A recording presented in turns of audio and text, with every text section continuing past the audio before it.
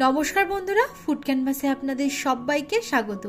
আজ আমার রান্নাঘরে তৈরি হচ্ছে সম্পূর্ণ নিরামিষ ঠাকুরবাড়ির একটি রান্না, বেগুনের কোরমা। এই বেগুনের কোরমা বানানো যেমন সহজ, খেতেও ততটা সুস্বাদু। এটি ভাত, রুটি, পরোটা, পোলাওয়ের সঙ্গে অনবদ্য লাগে। চলুন রেসিপিটি দেখে নেওয়া যাক। এখানে আমি দুটো বড় সাইজের বেগুন নিয়ে সেটাকে একটু ছোট টুকরো করে কেটে নিয়েছি। কাটার পর ধুয়ে জল ঝরিয়ে নিয়েছি। এবার এটাকে ম্যারিনেট করে নেব। দিয়ে দিলাম 1 চা চামচ লবণ আর হাফ চা চামচ হলুদ গুঁড়ো। এবার লবণ আর হলুদটাকে বেগুনের সঙ্গে খুব ভালোভাবে মাখিয়ে নিয়ে সাইডে রেখে দেব। একটা বাটির মধ্যে দিয়ে দিলাম হাফ চা চামচ হিং, 1 চা চামচ হলুদ গুঁড়ো আর 1 চা চামচ কাশ্মীরি লাল লঙ্কার গুঁড়ো। 1.5 টেবিল চামচ দিয়ে দিলাম আদা আর কাঁচা লঙ্কা বাটা। সামান্য একটু জল দিয়ে মশলাটাকে খুব ভালোভাবে মিশিয়ে নিয়ে এটাকেও সাইডে রেখে দেব।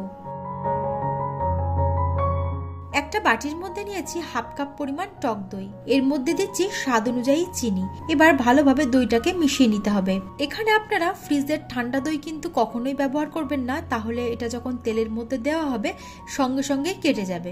এবার একটা কড়া গরম করে দিয়ে দিলাম 1 টেবিল চামচ সাজিরা আর দিচ্ছি অর্ধেকটা পরিমাণ জয়িত্রী, 4টে ছোট এলাচ, 4টে লবঙ্গ আর একটা দারচিনি। এবার লো ফ্লেমে মশলাটাকে খুব ভালোভাবে ভেজে নিতে হবে। দেখবেন যেন মশলাটা কোনোভাবে পুড়ে না যায়, তাহলে তেতো হয়ে যাবে। মশলাটাকে ভালোভাবে ভেজে নেওয়ার পর হালকা একটু ঠান্ডা হলে এটাকে গুঁড়ো করে রেখে দেব। এবার চলুন রান্নাটা শুরু করা যাক। একটা কড়ার মধ্যে বেশ কিছুটা পরিমাণ সর্ষের তেল গরম করে নিয়েছি। তেল গরম হয়ে যাওয়ার পর ফ্লেমটাকে লো টু মিডিয়ামে রেখে ম্যারিনেট করে রাখা বেগুনগুলো এক এক করে এর মধ্যে দিয়ে দিতে হবে।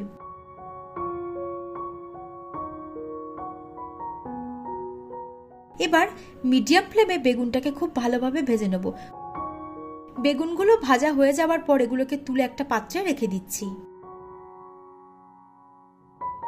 এবার ওই একই তেলের মধ্যে ফোড়নের জন্য দেব একটা তেজপাতা, 2টো ছোট এলাচ, 2টো লবঙ্গ আর একটা দারচিনি। ফোড়নটাকে লো ফ্লেমে কিছুক্ষণ ভেজে নিতে হবে। তারপর এর মধ্যে আগে থেকে যে মশলাটা আমি গুলে রেখেছিলাম জলের মধ্যে সেটা দিয়ে দিচ্ছি। স্বাদ মতো লবণ দিয়ে দিলাম। এবার ভালোভাবে নাড়াচাড়া করে মিশিয়ে দিচ্ছি। এর মধ্যে দিয়ে দিলাম মিহি করে কুচিয়ে নেওয়া 2টো টমেটো।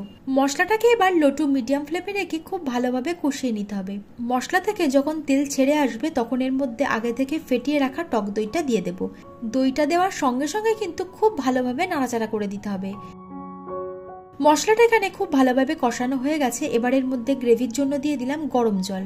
এখানে আমি 2 কাপ পরিমাণ গরম জল দিয়েছি। আপনারা যতটা গ্রেভি রাখতে চান সেই অনুপাতে জলটা দেবেন। খুব ভালোভাবে নাড়াচাড়া করে মিশিয়ে দেওয়ার পর গ্রেভিটাকে ফুটতে দেব।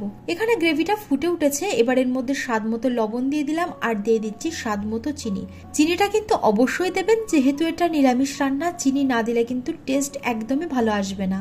তারপর আমি এর মধ্যে আগে থেকে ভেজে রাখা বেগুনগুলো দিয়ে দিলাম আর দিচ্ছি ভাজা মশলার গুঁড়ো। তো আগে যে ভাজা মশলাটা গুঁড়ো করে রেখেছিলাম তার থেকে 1 চা চামচ দিয়ে দিলাম। ভালোভাবে নাড়াচাড়া করে মিশিয়ে নেবার পর লো ফ্লেমে 5 মিনিটের জন্য রান্না করে নেব। প্রায় 5 মিনিট হয়ে গেছে। এবার ভালোভাবে একটু নাড়াচাড়া করে মিশিয়ে দিলাম। সবশেষে ভাজা মশলার গুঁড়োটা আরো 1 চা চামচ দিয়ে দিচ্ছি। এটা দিলে কিন্তু দুর্দান্ত একটা ফ্লেভার আসবে। আর দিয়ে দিলাম 1 চা চামচ ঘি। খুব ভালোভাবে নাড়াচাড়া করে মিশিয়ে নেবার পর ফ্লেমটাকে বন্ধ করে 5 মিনিটের জন্য স্ট্যান্ডিং টাইমে রাখলেই আমাদের বেগুনের কোরমা একদম রেডি। আপনারা দেখলেন তো এটা কত সহজে তৈরি হয়ে যায় আর খেতে কিন্তু অপূর্ব লাগে। আজকের রেসিপিটি আপনাদের কেমন লাগলো কমেন্টে জানাতে ভুলবেন না। আমার চ্যানেলে নতুন বন্ধু হলে চ্যানেলটা সাবস্ক্রাইব করে নেবার অনুরোধ রইল। এই রেসিপিটি যদি আপনারা ফেসবুক থেকে দেখে থাকেন তাহলে আমার ফেসবুক পেজটাকেও ফলো করে নেবেন। আজ তবে এই পর্যন্তই। আবার হাজির হব নতুন একটা ভিডিও নিয়ে। আপনারা ভালো থাকবেন, সুস্থ থাকবেন। ধন্যবাদ।